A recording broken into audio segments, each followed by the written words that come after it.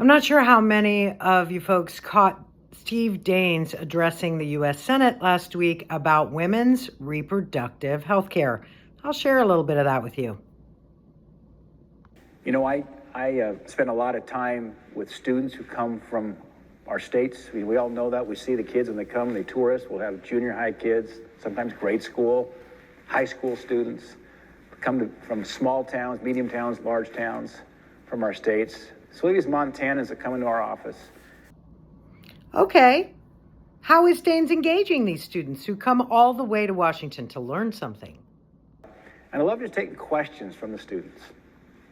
And invariably, there'll be a student that will raise their hand and ask me a question about my stance as it relates to a woman's right to choose or abortion.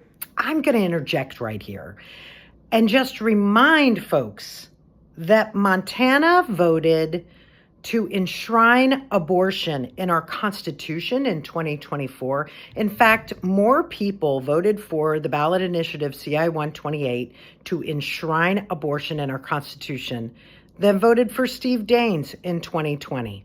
But do go on, Mr. Daines.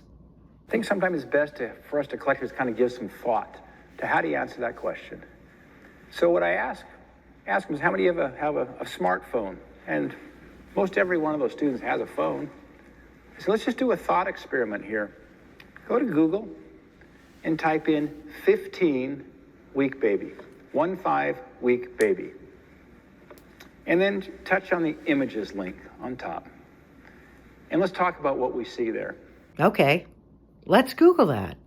Let's Google 15-week-old baby and type images to see what Steve Daines is talking about with our kids who visit the Capitol in D.C.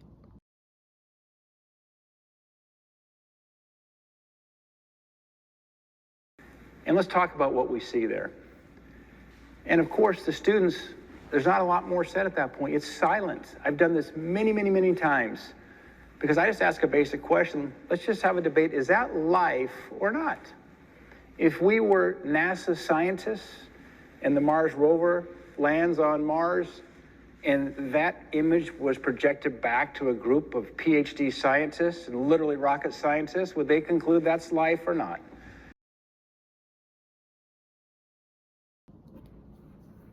Okay, let's break it down. I'm not entirely sure that Steve Daines does this when kids come into his office. And if he does, it's pretty low. Most of those photographs that you can find of fetuses or pregnancies are of beloved children who are miscarried by their mothers. But that point aside, a 15-week baby is not a 15-week pregnancy.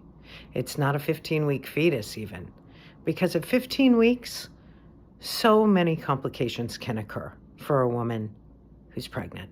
And what Steve Daines is talking about here, and for 11 minutes on the floor of the U.S. Senate, I'll make a link in the comments, he's talking about ending those women's lives when they have complications in their pregnancy.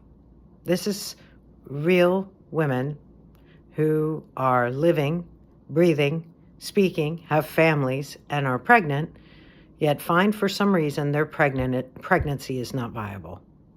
And in order to get the health care that they need, which in some cases is an abortion, they would have to perhaps even travel to another state.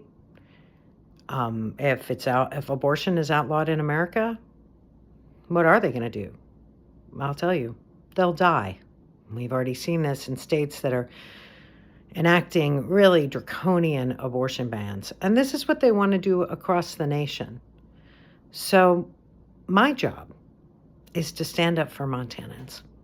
As a candidate for U.S. Senate in Montana, I will uphold the will of the Montana voters who passed CI 128 with a margin greater than the margin Steve Daines won in 2020.